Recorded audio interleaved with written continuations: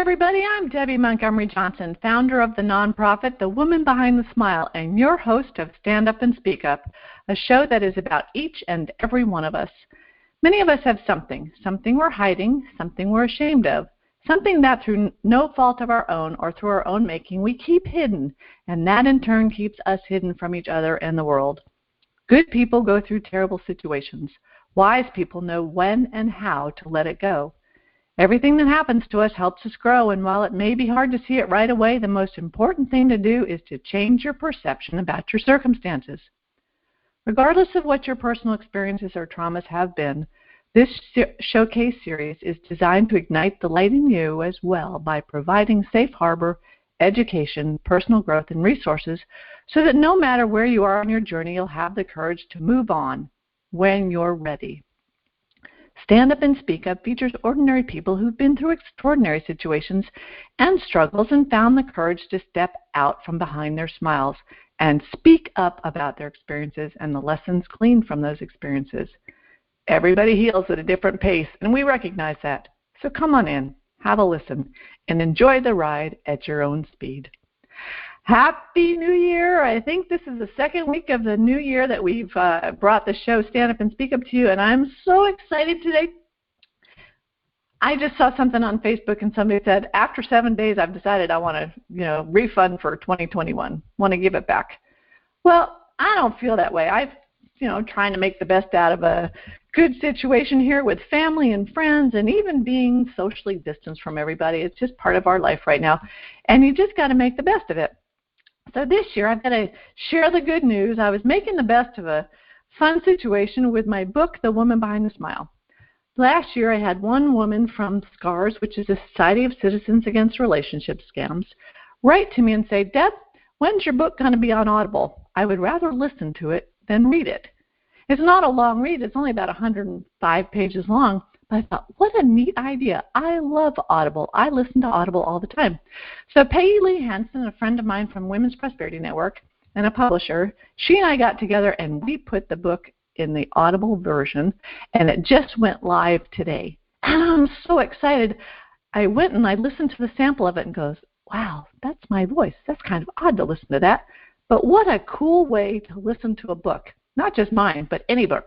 So I'm a huge proponent of Audible, and I suggest that you go to audible.com. If you're not signed up, just do the sample. It's called The Woman Behind the Smile, and it's the story of beware and be aware of what's out there.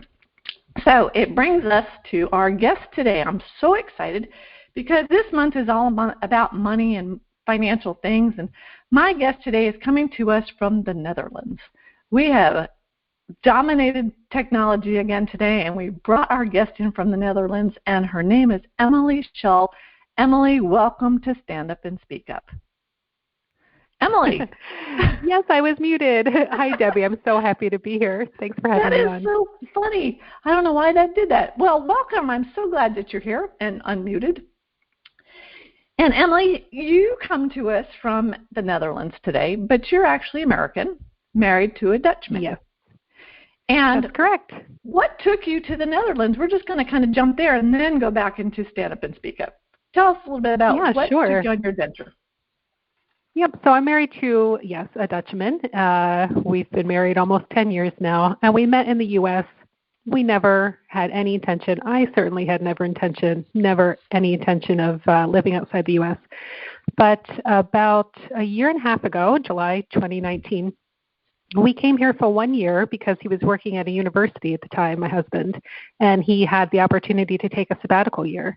And we have 2 young children, and his father still lives here, so we thought that was a good opportunity for them to experience their Dutch heritage and culture, and for us to just take a little break from the way things are. So we came here with the intention of staying 1 year, and during that time, we decided to stay. We were just integrated into the community more so than we had been on previous vacations, and enjoyed being here.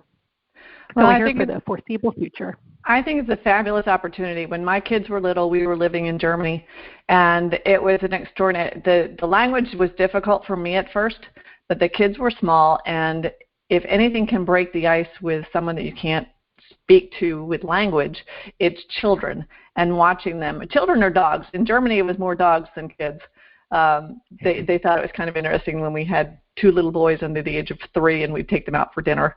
And they'd be saying, what are you doing with your kids out here? But what a great experience. And I think that everybody ought to have the opportunity to live outside of the United States because it will make you appreciate being home when you get back home. So, my dear, let me just tell people who you are, because I know you from Women's Prosperity Network. Many people may not know who Emily Shull is. So, reading Emily's bio, and this is just something she put up on her website. It says, you have everything you need to master your money. You just need to see it. That's where she comes in. Emily helps people shine a light on those hidden patterns that are keeping you stuck.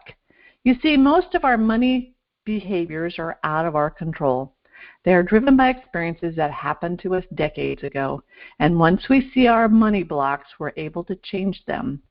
You have the answers already. She's here to help you break them free. And with a master's degree in family financial planning and experienced as a certified money coach, Emily can help us integrate the practical and emotional worlds of money to help us achieve financial and personal satisfaction.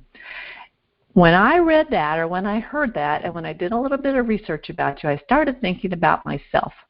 And it's, I'm 62. I've had a lot of years of money things going on. And I was thinking about the jobs I've had as a paralegal or as a banker or whatever I've done. And I've always, like you, have always been interested in personal finance, saving, preparing, having things set aside for a rainy day.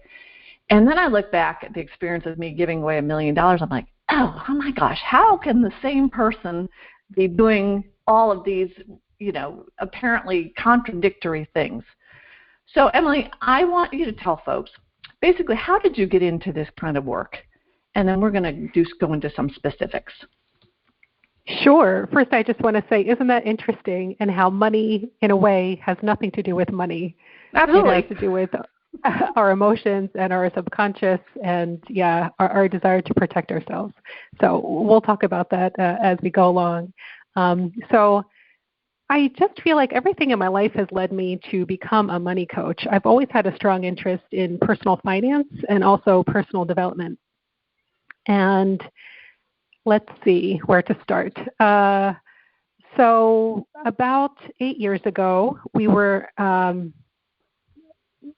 moved to Connecticut for my husband's job, and so I left the job that I had behind. I left it behind, and it gave me the opportunity to explore what I wanted to do because I had worked for nonprofits and academia as a researcher and a grant writer, and while those things were a good fit for my skill set, it wasn't something that I was truly passionate about. So I really wanted to explore this opportunity. And one thing that I kept coming back to is money. I've always really enjoyed personal finance. I enjoyed counting my own money when I was growing up. I was given an allowance. I really enjoyed saving to be able to buy something that I wanted. And when I got into college, I got my first credit card. And those were the days where they really were like giving them away like candy. They gave out all these incentives if you signed up for a credit card. So here I was in college, and my first purchase on my credit card, I think, was a $200 pair of boots. Practical. Completely impractical. And I ended up paying for those, until I was 25. And finally a day came where I remember I was sitting on the edge of my bed and my credit card statement was in. I was balancing my checkbook, and I realized for the first time that I barely had enough money to make the minimum payment. And I realized I needed to do something about that.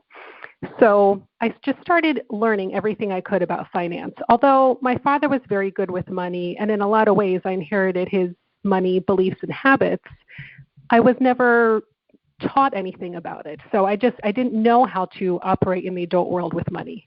But in that moment, I didn't realize how lucky I was that I had the confidence to do this. And this is something that I didn't realize until much, much later, that many people don't have this confidence. They were raised without any thought to the fact that they should be taking care of their money or, with any skills in how to do that. And so I read as much as I could. It started to make sense to me. I thought, oh, I'd like to be a financial planner. I'd like to help people with their money. But when I looked into that at the time, it just seemed more like a sales job than anything else, just trying to get as much assets under management as possible. And that wasn't something I was interested in. So long story short, all these years later, I had the opportunity to take a different path in my career, and I discovered an online master's program in family financial planning, and my kids were 4 and 1 at the time. So that was perfect because I was working part-time, and then I could do this program, and it fit into my schedule, whenever I was able to do the coursework. And so I got really excited, and I thought I was going to be a financial advisor because the industry in the meantime had changed so much, and more people were working with more middle-class people who didn't have a lot of money, and I could really see my way into the profession. But then as I got further in my coursework and was listening to my classmates talk, most of the ones who were already in the profession, it seemed like they always thought that there was a financial solution to every financial problem, and they were really missing this emotional part. And for some reason, I always thought that money was emotional, even though my parents rarely talked about it and rarely talked about it together. There was always this undercurrent that I could feel in the house around money. And I could never understand how someone could sit across the desk from someone wearing a suit, a financial advisor, and just talk about the money that they have, the money that they want to have, their hopes, their dreams. The emotional part just seemed to be void there. And that was the part I was most interested in. So from there, I did some research. I discovered the Money Coaching Institute, which trains people in helping people understand their relationship with money. So all about the emotional side rather than the practical side. And I just fell in love with that because of the overlap with personal development. For years, decades, I had been working on myself, trying to figure myself out because when I was in my 20s, probably up until my mid-30s, I just felt like something was wrong with me. Like everyone else was walking around with a script that they knew how to do life, and somehow I just didn't have that script or I didn't get that manual. And so this really puts together those two worlds. And so when I work with clients, I help them understand their money story as it relates to how money has influenced their decisions in their life, how their emotions and their early experiences in childhood has shaped their behaviors all the way up to the present day. And because money touches every aspect of life, it ripples to every aspect of our life, from our relationships to our bank account to our careers, hobbies, everything. And it's interesting. I think as time goes on, we're seeing that what we experienced as children is in that subconscious right now is really affecting how the 40, 50, 60-year-olds are dealing with life. And as you're talking about that, I'm thinking back about how I was taught as a child, because I think we're like you said, we're not teaching our children early enough about what was going on. But when I was a kid, and I remember Nancy Mathers from WPN, she and I were yakking one day, and what came out of our mother's mouths was, money doesn't grow on trees. You don't talk about it because you'll appear to be too bodacious or braggarty or something like that. And so I learned that part of it. And I'm sitting here, I was writing notes, like my grandparents were fairly well off, but you would never have known it. They didn't do anything. They didn't go anywhere. They were very modest about it. But my grandma was the one that says, doesn't grow on trees. My other side of the family, my dad's father passed away. He was a doctor, but he passed away young. My dad was thrown into taking care of my grandmother, taking care of his aunt, taking care of all of these people. So Pop was the protector and was very careful with his money. Again, another doctor, but we didn't talk about it. So it's funny that 50 years later, I'm out here talking about it and saying, why didn't I talk about it? Why was I so guarded? And a lot of my money decisions, and looking at, when I took your quiz here, everybody, I want you to go to, what is it called, Emily? Me, myself, and money.com/quiz. While we're on the show, everybody, go into me, myself, and money.com/quiz. Take the quiz. and then we'll have Emily talk about later on. But there are things that came out in that. I'm like, oh my gosh, that quiz has me dead on. You know, it's the way, and I'm looking back at what I grew up with, and no matter how much training and financial planning and all these things I've done in banking, I still go back. Those little words are still in the back of my mind. Money doesn't grow on trees. Don't talk about it. And that's, I think, where I got stuck in a lot of spots. And when I look back at how in the world could I give away so much money in the relationship scam, is that I didn't talk about it. I didn't tell anybody. I did it in secret. And I thought I was helping.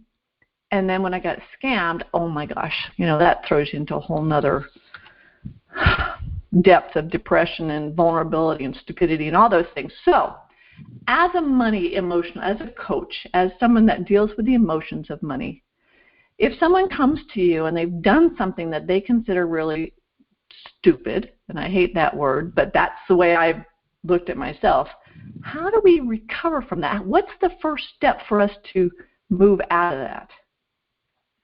The first step is to understand why we did it in the first place. And when you're at that moment, you think, yeah, this was so dumb. How could I have done that? There's so much self-judgment there.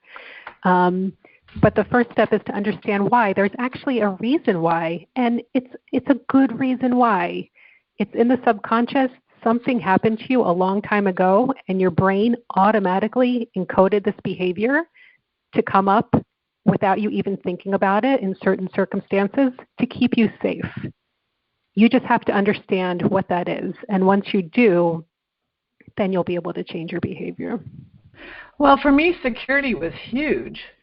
And that's why I think that the scammers in particular, they're promising financial security. And I lost my husband, and all my life I wanted to pay off my bills. I didn't want to be in any debt. I wanted to have financial security for me and the kids going forward. And that promise of, we'll take care of you, especially after Lou died so suddenly and died after he had canceled our life insurance, I guess it was that comfort or that thought that I'm going to be taken care of. And maybe that's the part where my dad took care of everybody. I'm trying to analyze myself here. But when that gets ripped out from underneath you, that's when you start thinking, well, I can't blame what I learned as a child on what just happened. So tell me how. I don't think. Yeah, blame may not be the right word. But. Yeah, it's not blaming. It's we just need to understand ourselves. It's all about understanding yourself, and that's why I say on my website that you have the answers. I just help you find them. So looking at your website, we want to think that we have. We want to think that we have so much choice over our behaviors, but the thing is, we actually don't. And until we examine where they're coming from, we won't have total control over them. So once we understand it, then it frees us up to make informed, better choices rather than by emotion or that kind of stuff. That's right. It's just like walking through a room in the pitch black. You don't know what's in front of you. So first of all, you can't move very quickly. And second of all, you just can't see. You can't make a good choice. Oh, let me go this way because the door is over there. You can't see where the door is. But once you shine the light, once you turn the light on, then you can see everything. Then you can make rational, logical choices. On the quiz, there are a lot of words, and there are a lot of emotional words, highly charged words. Where did that list come from? Is that something that you came up with, or there is a science behind this? Kind of explain that to us. Yeah, it comes from the Money Coaching Institute where I trained. So Deborah Price is the founder, and she herself was a financial advisor who realized no one was talking about the emotions. And so she designed this whole course of work based on her experience with clients and what was working for them when she was finally talking to them about the emotions, about their money histories. They were able to move forward in their financial lives and personal lives. Well, it's a very interesting list, and I think at different times in our lives we might, have checked one of the boxes off.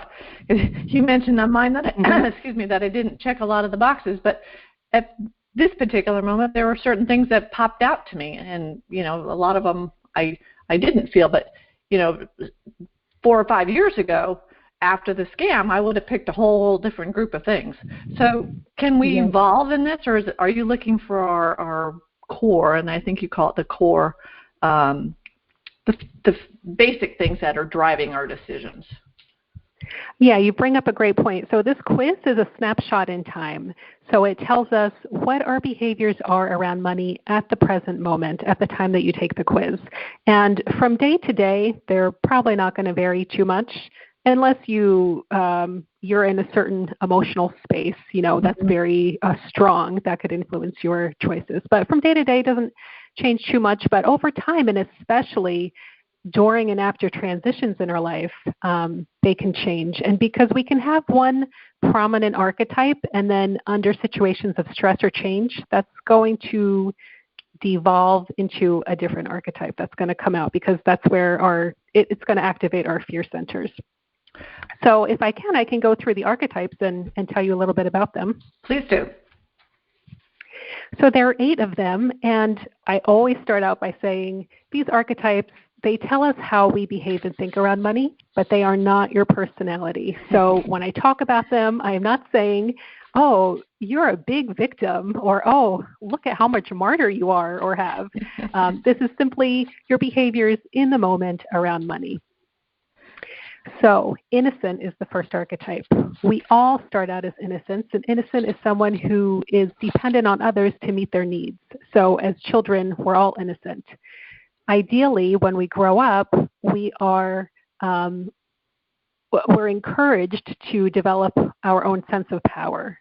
But many of us are not, and we're disempowered. And when that happens, we're never able to feel comfortable in our own financial and personal decision-making, and so we stay stuck as the innocent. The innocent is very much fears being left alone, fears being abandoned, and doesn't feel confident that they can take care of themselves. Okay. They also are very likely not to want to look at the full picture of what's going on. Sometimes it's just a little scary to realize what's going on in life. Next, we have the victim.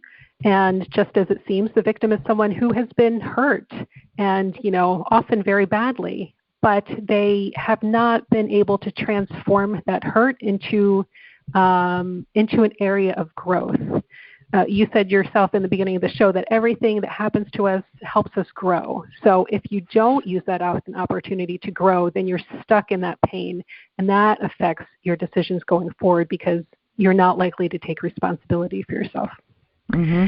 Next is the warrior, and the warrior is one of the 2 ideal archetypes of money. The warrior is very comfortable in the world of finance. They make decisions easily and confidently.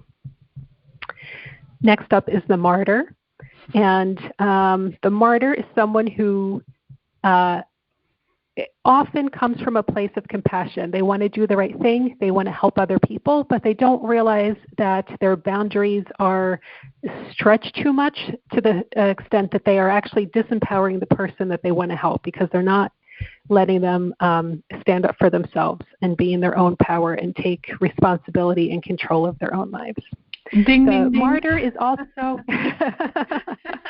the martyr also has some attachment to suffering, and is often a little bit perfectionistic. They'd rather do things themselves because they want it a certain way. The fool archetype, everybody loves a fool. The fool is going to pay for your dinner and take you out, and they're very optimistic, which is nice. If you are in business for yourself, it's really helpful to have a little bit of fool, because it's all about being able to take a little bit of risk. But the fool takes it to the extreme. They'll give you the shirt off their back and then realize, oops, that was my last shirt. Now I'm naked. So that's the fool. Very optimistic. They always think they're going to land on their feet, but sometimes they don't, and it creates incredible trouble for them. Which makes it interesting if you have a child who's a fool and you're a martyr. It's a really interesting dynamic. Yes, you can see those dynamics. Yeah, absolutely. And then next comes the creator artist. The creator artist is someone who is, authenticity is very important to them, and they're very internally driven and motivated. But the creator artist often has trouble living in the material world. They would rather not have to deal with money. They would rather that just not even have to factor into their mind. And so it's very difficult for them to feel authentic and make a living at the same time. There's a lot of conflict in the creator artist. Next up is the tyrant. And the tyrant shares some qualities with the warrior in that they're very comfortable in the financial world. However, the tyrant completely oversteps their boundary and is very controlling over other people. They tend to be very obsessive, compulsive, controlling. If you have any tyrants in your life, you know it. Mm-hmm. And it's driven by a sense of not enoughness. They have a really deep core wound that they never examined, they never attended to, and now it is really out of control. They take it out on other people, and as a result, they have very strained relationships with people, especially their family members. And the last archetype is the magician, and this is one of the two archetypes, the warrior being the other one, that we really want to aspire to grow into. While the warrior is the archetype of financial confidence, the magician is the archetype of trust. You can say it's the archetype of abundance in that the magician thinks that in time everything is going to come together. They're very confident that they will be able to see opportunities and act in ways that will keep them financially and personally comfortable and active throughout their life. They're not going to worry about being laid off. They're going to say, okay, if I lose my job, I know I'll be able to find something else. So that's why the warrior and the magician, it's important to have both of those be strong, because you can be a strong magician, but reality might be saying something different. So you can think everything's going to be okay, but if you've been out of work for a year, you have no income, your savings are dwindling, you can think, oh, okay, everything's going to be okay. But unless you have that warrior to actually take the action and the steps to move forward, then it can become untethered from reality. I just took copious notes. I find it so interesting because I'm looking at myself and other people in my life and where they fit in and how we all work around them. So that's what you do in some of your work too. You work with couples and relationships. How do you see things like if you take a young couple that just got married versus a couple that's been married 40 years, what are the differences that you're seeing, and how can we encourage couples to work together, because money is a huge issue for most people? Yeah, that's such a great question. I love working with new couples. Absolutely love it, because they're, especially when they come to me, they're in a place where they're willing to learn about themselves and about their partner, and they have such optimism and a sense that, they can work and grow together. Whereas older couples who've been together for a long time rather, sometimes that sense that we can do this together, we can grow together and individually is missing from them. I'd say that's the biggest difference. As long as you have a growth mindset, especially around relationships, and your partner does too, then you're going to be fine. But if you feel like, no, they're never going to change, then that's really hard. Then the only thing that you can do is work on yourself. Well, here's an interesting question. I'm, looking fast forward and from the great years when you first got married to then when you're starting to have families and things get a little tense. But fast forward to like when I was 52 and Lou died, I got thrown into another category. At that point, I was in charge of everything. So the fear of not being able to take care of the family, or maybe it wasn't a fear, but the responsibility of taking care of the family, but the fear of not having the security because the life insurance was gone and all that kind of stuff. There's a lot of emotions wrapped up in a sudden death or in a divorce. Mm. So when you're working, or have you been working with single women, older single women that have gone through some major life change, how do we pull all of those emotions together, and how do we move forward with hope and with trust in ourselves and not get taken like I did. Are you there? And forward, you have to look back first. So you have to understand how it is you came to this point. And without all the judgment, just where we are, everybody, where we are in this moment is exactly where we should be given everything that has happened in the past. And if we can look at that and acknowledge that without all the shame and self-judgment, then we can move forward. And so that's what I help people do. Okay, you're here for a reason, and this is how you got here. And then we work together to look forward and really identify all of the strengths, all of their accomplishments, everything that they have, their personal resources, and how they can use those to go forward. Because the past is the past. We've all made goofs. We've all made poor money decisions, right? And we don't have to keep continuing it, but we will if we don't understand why we did it in the first place. Is that what you're saying? Absolutely. Absolutely. Okay. Well, that's a really interesting place to be.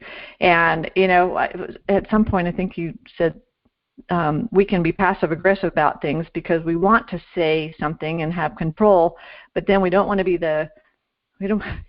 we don't want to be in control of other people. But I think as mothers, at least me as a mother, part of me wants to make sure my kids are protected and stay safe. And I do things, and you and I talked about this, I do things that enable them to not be self-sufficient, which is not a good thing. How do we back off a little bit from that control? Such a great question. Well, the advantage of having adult children and being in this situation is that you can have conversations with them. You can sit down. First of all, of course, you need to realize what is not working and why. And so once you acknowledge, okay, I'm really taking over here where I shouldn't be. And so then you can sit down with your child and say, listen, I've recently understood that, I was coming from a good place. I was really trying to help you, but I realized, I didn't have very high expectations for you, or I was trying to keep you so safe that I prevented you from making these small mistakes that you would learn from. And I'm sorry about that. But going forward, I want to make sure that, you become the independent, confident person that you're meant to be. And so I am going to start doing that by making these changes. And I'm not your ATM machine. Because I think back, and when my kids were little, we went through phases. I have 4 children, and when the oldest boys were little, we weren't making a lot of money, and we were very careful, and we didn't have cable TV and all these kinds of things. And this happens as as we get older as parents, and we get a little more stable. We have a little more money, and we do things a little bit differently. And then the older kids were like, well, when I was little, I didn't have such and such, and the little ones got everything. And the little one, I remember one day, he's not little anymore, he's 25. I remember going to the bank, and I didn't have any cash. And he goes, well, Mom, just go to the ATM machine. There's cash there. I'm like, yeah, but it's not mine. Well, just go put your card in. You can get cash. And I'm thinking, okay, Mom, you just made a mistake. The ATM machine is not your cash machine unless, you train the kids that there's got to be money in the bank. And I laugh at the youngest sometimes because he's like, and I hate to call him a fool because he's not, but that full definition of giving the last shirt off your body to somebody else and then realizing that you don't have a shirt anymore. It's like, hey, Mom, can I have a new shirt? And Mom going, of course, dear, come here. I don't want you without a shirt on. I'm like, okay, so we have a communication thing going on here. And that I see all sorts of issues here. But you love them to death and you want to take care of them, but you're thinking, where did I go wrong? It's not wrong. Where could I have been better at training or encouraging? Or I'm like, some kids are scared of money. They're scared to have it in their wallet, or they want to spend it. They just want to spend it, but they don't want to work for it. So I'm rambling now because my brain is all over the place. But there's always a way forward. Like, yes, where did I go wrong in the past? But And then how can I make it better? We always have a choice every day of moving forward. We can change relationships. I had a client do this recently. I went with her through the core process, the one-on-one coaching process. And then she took my course. And after the course, oh my gosh, she made a change. It was like almost literally overnight, realizing, oh my gosh, I have been such a martyr. I have been acting like a martyr, and I've been giving away so much. And with her, in addition to her children, it was also a work situation. And she went into work and she told her partner, you know what? I realized I've been wrong. I've been giving away too much, and I realized I'm not going to put up with it anymore. And so going forward, I'm making these changes. And you have the choice to begin to change relationships at any time. So, Emily, it doesn't always have to be so dramatic. Well, you just brought up your core course. How can people reach out to you and get a hold of you and have this dialogue, short of doing the money quiz? Yep. Yeah. So there are different avenues. You can certainly take the money type quiz, and then I'll record a short video of your results and send that back to you within a few days. You get the results back instantly through email, but then I like to do a personalized video as well. It's excellent, by the way. I find that to be excellent. So everybody take the quiz and get your personal little video from Emily. It's excellent. Go ahead, Em. How can they reach out after that? Sure. You can send me an email at emily@memyselfandmoney.com. If you go to my website, memyselfandmoney.com, you can schedule a 30-minute consultation call with me at no charge. And then I also have courses that I offer throughout the year at different times. I have a 4-week course I'll be offering probably in March. So if you want more information about that, you can just sign up for my newsletter on my website. And then I also have an on-demand email course, Draw Your Way to Abundance. That's a really fun one. So this is designed to get at our subconscious through drawing pictures. And the best part about it is that absolutely no artistic skill is needed. I draw stick figures myself, and it's worked really well for me. So that's also on my website, and that's something that I just started, this email course. I did it live in the fall. And so if any of your listeners would like to participate in that, it's brand new, and I'm going to give you a 50% discount if you're interested in that. And that's just on the main page of my website, and the code for that is SMILE. Oh, that's great. Lowercase. That's great. That is so funny because it brings up like, oh my gosh, we're going to be sitting here judging our pictures. It came up when my husband. No judgment zone. There's no judgment zone here, right? Yes, exactly. I'm not an artist, and that probably came from when we were little, and the teacher's like, well, you can't draw. It's like, or you can't sing, you can't do whatever. But I love how you just keep it positive. How can I make it better? And that's what we deal with a lot with victims of relationship scams or victims of fraud in general. We many times live in the past and blame ourselves for what happened and can't move forward because we're afraid to tell anybody. We're afraid to tell our family what happened because of the judgment and people, we lose friends, we lose family, we lose a lot of relationships, which might be a good thing looking back, but it's very difficult to get past the shame and vulnerability of what you did. When we do, speaking personally, it's very liberating to get it off your chest and just say, okay, I goofed, I made a mistake. It was something that was important to me, and I look back, and the scam financially was a huge issue, but I learned a lot about myself, and I've tried to find the positive in that negative situation. But a lot of people can't do that by themselves, and that's the thing. We're not here alone, and I love what you do because it's not just the money part. Because people have lost trust in their way of dealing with money, but it's how do we deal with our emotions through this whole thing? It's a hugely emotional thing to be scammed in a relationship scam because it's taking your heart in addition to your finances.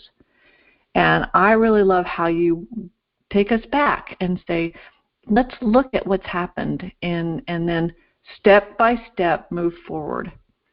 When you're working with couples, do you find one is easier to work with than the other? Or,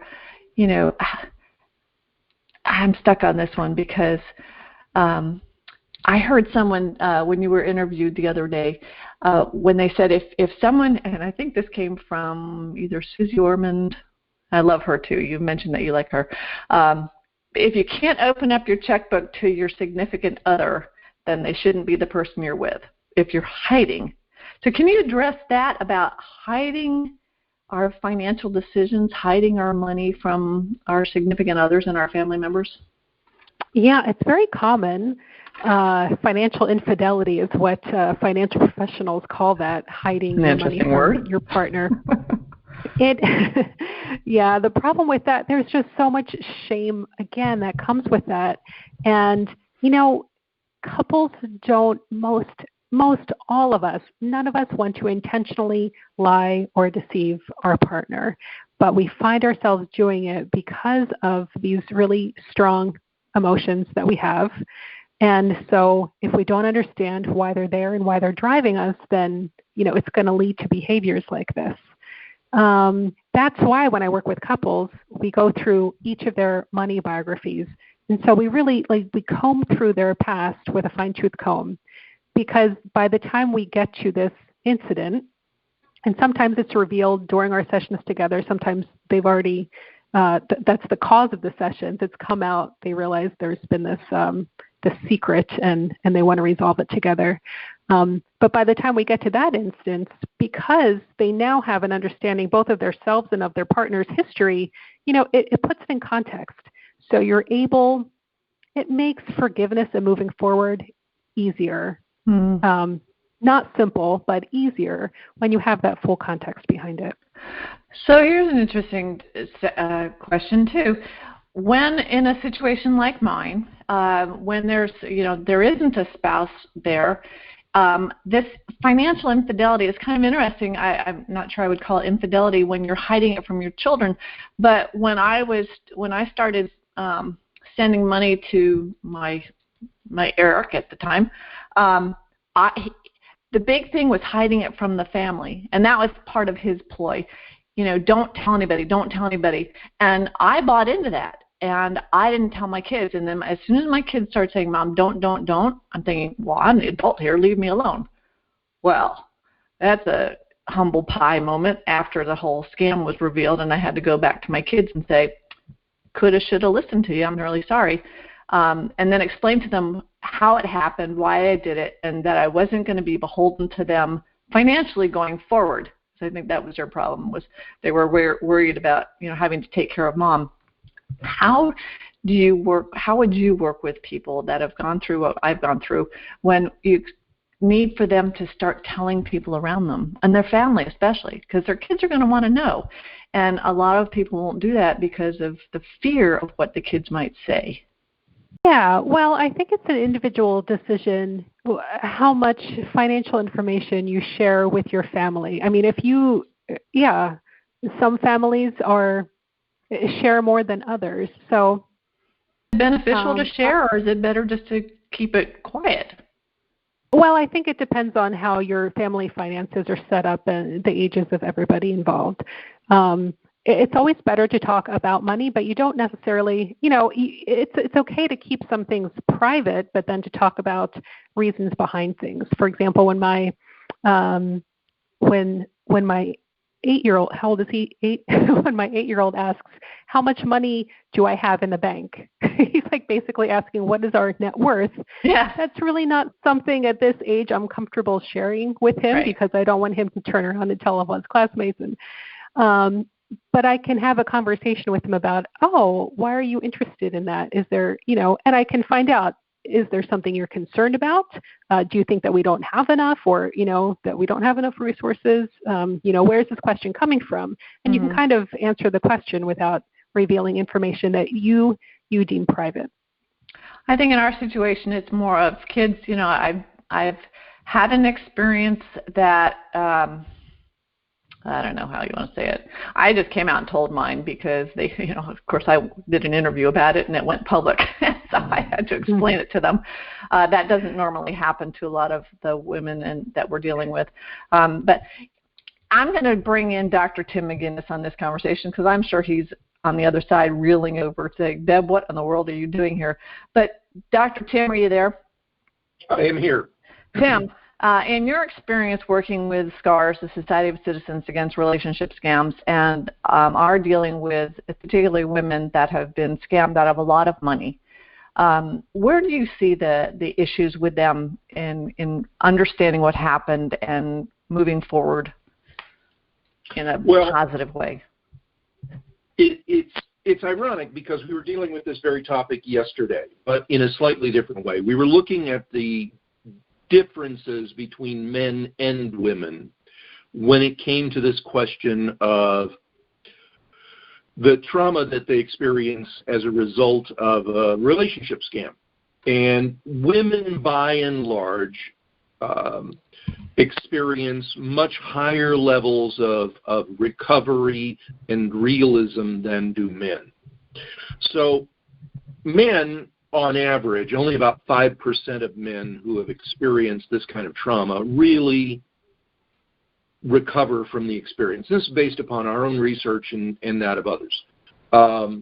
They fall into a whole variety of different modalities, anger and rage being one of them. And I would imagine when it comes to traumatic experiences that are related to money, similar things are probably true. Now, with women, it breaks down into the three primary categories: those in some form of denial, those in some form of anger, or the realists who can accept the situation as it is, difficult though it is, and work through it.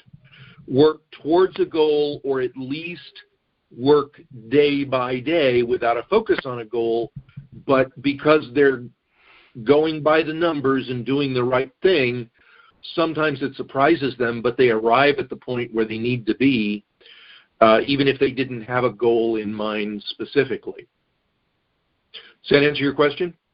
Yeah, it's interesting because it'd be interesting to have our women that we work with take Emily's quiz to see, where do we fall, and would we be in a different position like one month after the scam versus 6 years after the scam? When I took the quiz and Emily made a comment, she goes, Deb, you have like 0% of victim. And maybe it's because I've worked so hard to not see myself as a victim, to not be in that mentality. And even after the scam, I started dating within, weeks. And I'm like, how in the world could I have done that? I was not going to let the scam have power over me, and I wanted to prove to myself that I could move forward. And thank goodness I didn't. I ended up getting married, and it was lovely.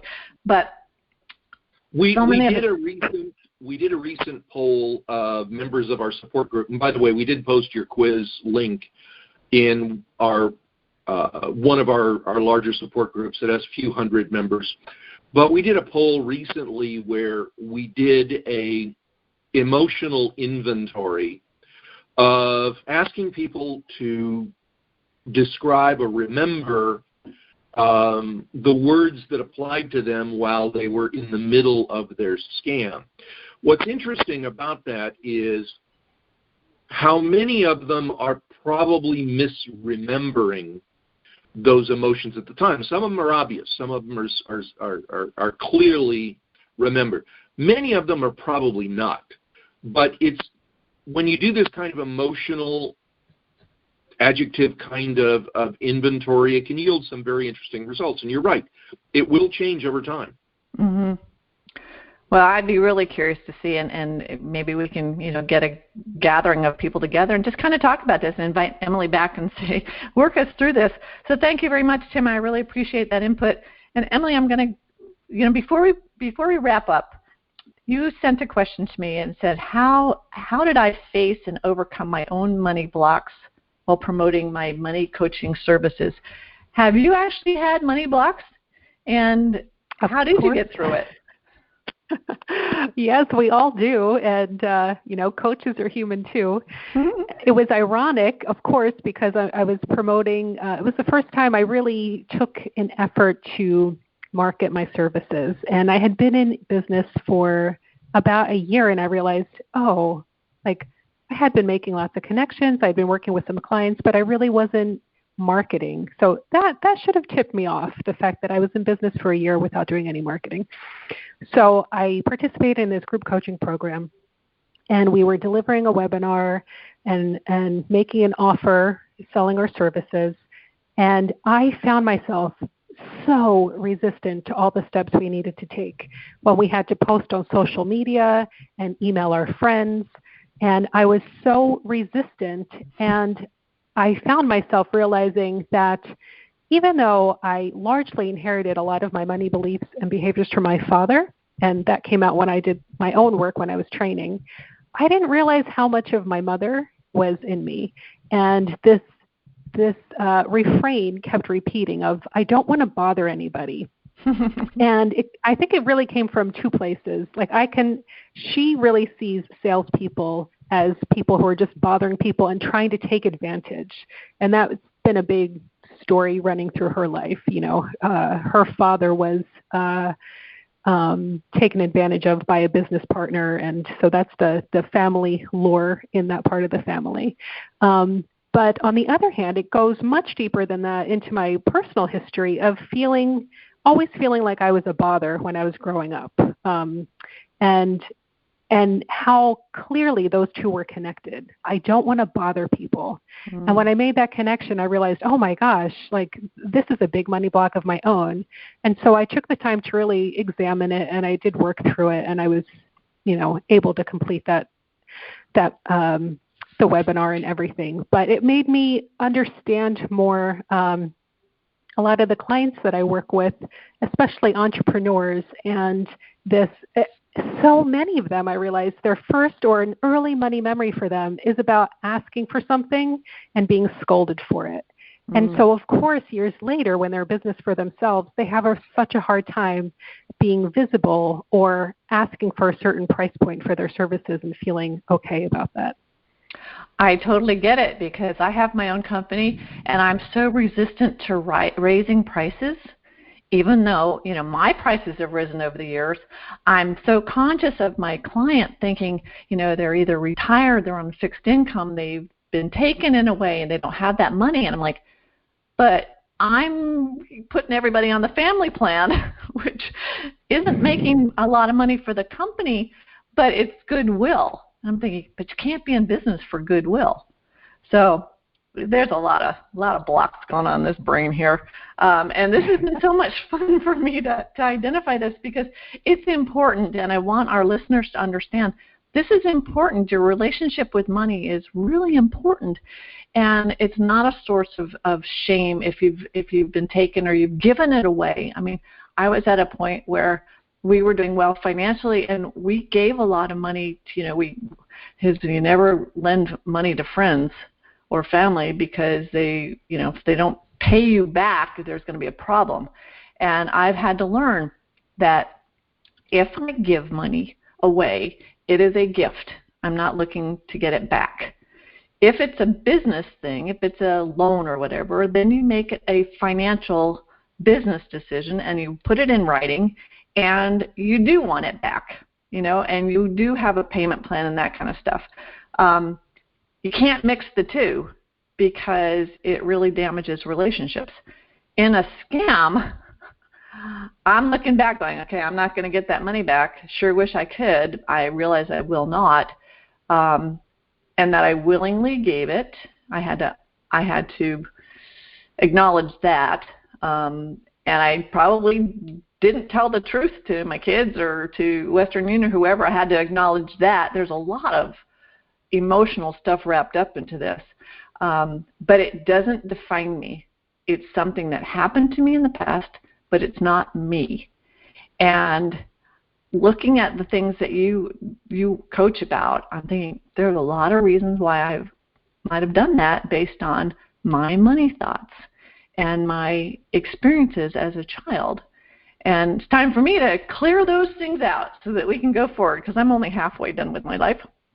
And I thank you, Emily. I thank you for what you're doing and for the courage to step out and, be there as a different kind of a financial coach, one that does address the dynamics of money in our relationships and identifying those things that could be holding us back or, are not allowing us to have our greatest potential.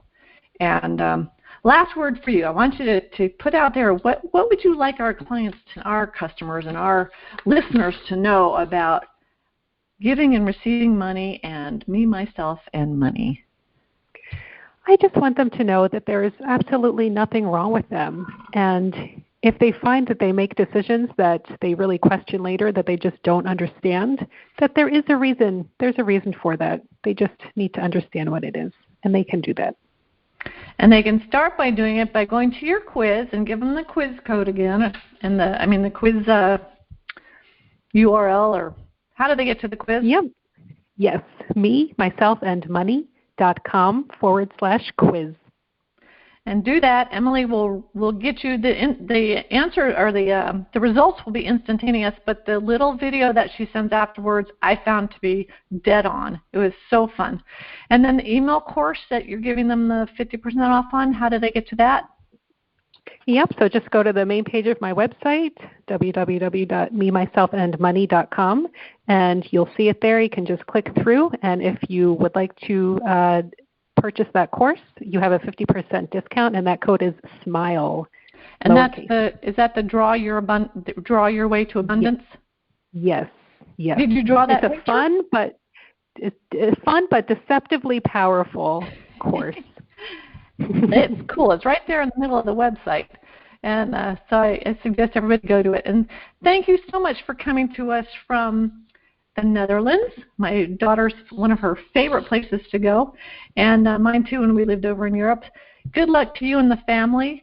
And here's a side note which I found very interesting. We didn't talk about it, but Emily's husband is actually a research engineer. Is that what you call them? Research engineer? No, research scientist. Mm-hmm. Research scientist, that's it. For cybersecurity, which in our world, that's a huge thing. And maybe someday we'll get him on the emotional side to understand, help us understand and research what happens in the scam.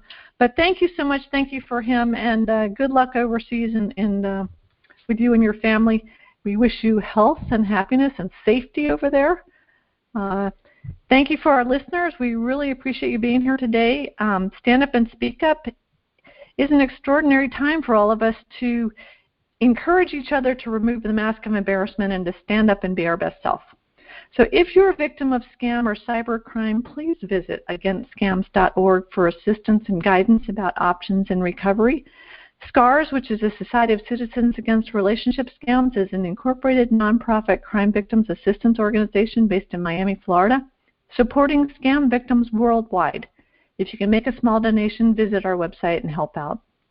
This episode of Stand Up and Speak Up is sponsored by BenfoComplete.com, a vitamin supplement company that supports happy and healthy hands and feet for those with neuropathy. If you or anyone you know struggles with the pins and needles and numbness in their hands and feet, check out our benfotiamine products at benfocomplete.com. Use the special code STANDUP for 5% discount on your purchase. Again, thanks everybody for being with us today. Go to my website, thewomanbehindthesmile.com, for additional information and resources and replays of this show. Have a happy and healthy day, and go to Emily's quiz. Do that money quiz at memyselfandmoney.com and enjoy what you find out. Blessings going forward, everybody. Have a happy and healthy and safe day. Till next time. Thanks very much. Have a great one.